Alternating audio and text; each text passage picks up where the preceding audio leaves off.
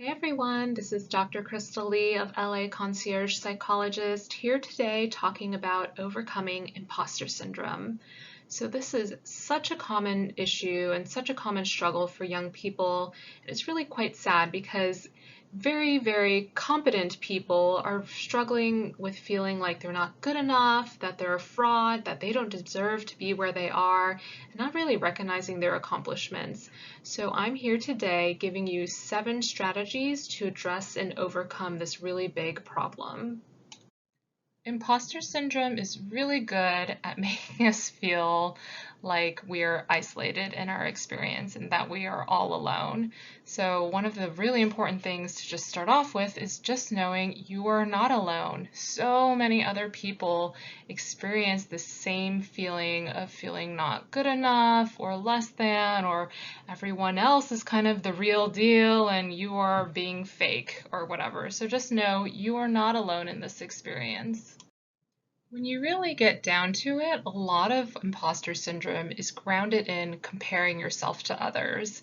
You are looking at other people saying like, ooh, I am not as good as them, or I am not as worthy as them, or they have so much more experience, or blah, blah, blah, blah, blah. So one of the essential things of kind of overcoming and tackling imposter syndrome is to just stop comparing yourself to others. Really just focus on yourself and how to improve upon your business from day to day instead of comparing your business to someone else's business or your credentials to someone else's credentials. Imposter syndrome really puts us in an insecure mind space, which means we often find it easier to remember all of the negative things that are going on that reinforce that insecurity, instead of being able to remember those awesome things and your wins and positive experiences. So something that helps some people is actually writing down those wins that you've had recently, or your awesome qualities, or those positive experiences that have happened, and keeping that top of mind and having it nearby. So when you're feeling a little insecure, going back and being able to reflect on that instead of just having all of those negative thoughts swirling in your head. It's also really important to remember that just because you're having these feelings of being an imposter doesn't mean that it's true. Far from it, right? We know that thoughts in our mind are just thoughts. They're not actual facts, but I think sometimes when we get in this negative mind space of imposter syndrome, everything just feels like it's accurate in fact and that this is reality. But thoughts are not reality. Thoughts and feelings are separate from what is happening in the real world. Sometimes I'll hear from people that they believe if they need support, then they're an imposter because everyone else is able to do it on their own. And I want to just let you know that that is not true at all. Everyone needs support.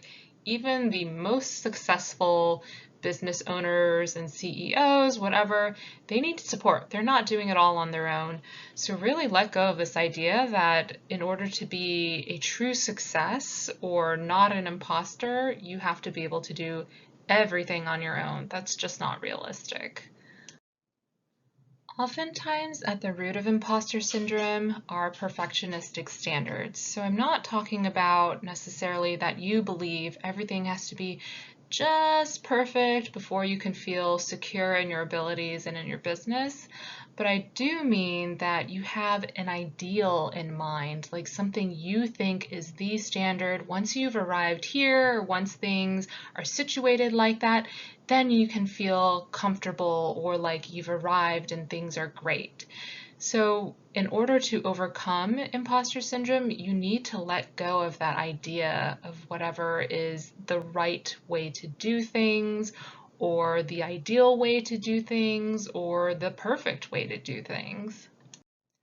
And lastly, you might want to consider doing your own work in therapy because sometimes those perfectionistic standards or those ideas around needing to do things on your own or comparing yourself to others is more deeply rooted than just some good positive intentions can overcome. So if that's the case, then absolutely like talking to someone else in therapy and really figuring out like what is at the root of this and how can I address this so I can move forward is necessary. So if you feel like you need some extra support around this whole imposter syndrome thing, or maybe just adulting in general, feel free to reach out to me for a free 20-minute phone consultation.